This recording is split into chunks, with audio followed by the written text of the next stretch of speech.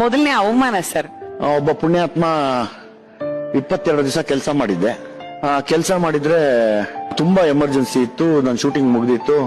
ಅಣ್ಣ ದುಡ್ಡು ಕೊಡಿ ಅಣ್ಣ ಅಂದೆ. ಇವತ್ತು ಕೊಡ್ತೀನಿ ನಾಳೆ ಕೊಡ್ತೀನಿ ಅಂತಿದ್ದ.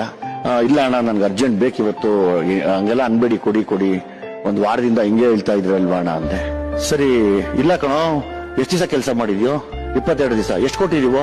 ದಿನ 100 ರೂಪಾಯಿ ಕೊಟ್ಟಿದ್ದೀರ ಅಷ್ಟೇ ಅಣ್ಣ, ಕನ್ವೀನಿಯನ್ಸು ಸಾಕಲ್ವೇನೋ ನಿನ್ಗೆ ಅಷ್ಟು ನಿನ್ ಯೋಗ್ಯತೆಗೆ? ಅಲ್ಲಣ್ಣ ನೀವ್ ಹೇಳಿದ್ರಿ ಅವತ್ತು ಅಟ್ಲೀಸ್ಟ್ ದಿನಕ್ಕೆ 500 ರೂಪಾಯಿ ಹಂಗನ ಕೊಡಿ ಅಂತ ಕೇಳಿದಕ್ಕೆ ಕೆಟ್ಟ ಮಾತು ಬೈದು ಕಪಾಳಕ್ಕೆ ಒಂದು ಹೊಡೆದ. ತಿರ್ಗಾ ಕೆಟ್ಟ ಮಾತು ಬೈದ್ಬಿಟ್ಟು ನೀನ್ ಕೊಟ್ಟರೆ ಇಷ್ಟೇ ಸಾಕು, ನಿನ್ ಯೋಗ್ಯತೆ ಹೋಗು ಅಂತ. ಆ ಹೊಡೆತ, ಆ ನೋವು, ಆ ಆಳು ಗವಿಗಂಗಾಧರೇಶ್ವರ ದೇವಸ್ಥಾನದ ಮುಂದೆ ನಡೀತು. ಅವತ್ ನಾನು ನನ್ನ ಜೊತೆಲ್ಲೂ ಇನ್ನೊಬ್ರು ಮೂವರು ಇದ್ರು, ಆ ಕಡೆ ಸಿನಿಮಾದವರನೆ. ಅವ್ರ ಸೈಡ್ ಕರ್ಕೊಂಡ್ಬಿಟ್ಟು, ಬಾಮ್ಮ ಈ ಕಡೆ ಬಂದ್ಬಿಡಮ್ಮ, ದಯವಿಟ್ಟು ಬಂದ್ಬಿಡು, ಕೇಳಕ್ ಹೋಗ್ಬೇಡ, ಎಷ್ಟಾದ್ರು ಪ್ರೊಡ್ಯೂಸರ್ ಅವರು, ಹಂಗೆಲ್ಲ ಕೇಳಿದ್ರೆ ನೀನ್ ಬೆಳೆಯೋದ್ ಕಷ್ಟ ಆಗತ್ತೆ ಅಂತ.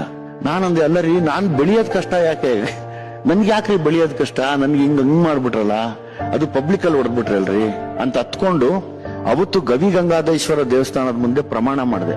ಒಂದು ದಿವಸ ಅಂತ ಬಂದ್ರೆ ಅವನನ್ನ ನನ್ನ ಕಾಲ ಕೆಳಗಡೆ ಕುಣಿಸ್ಕೋತೀನಿ, ಬಿಡಲ್ಲ ಅವನ್ನ ಅಂತ. ಇವತ್ ಸಿಕ್ಕಿದ್ರೆ ಅವ್ನು ಅಲ್ಲೇ ನಿಂತ್ಕೋಬೇಕು, ನಾಯಿ ತರ ಹಂಗ್ ಮಾಡಿದ್ದೀವಿ ನಾವು.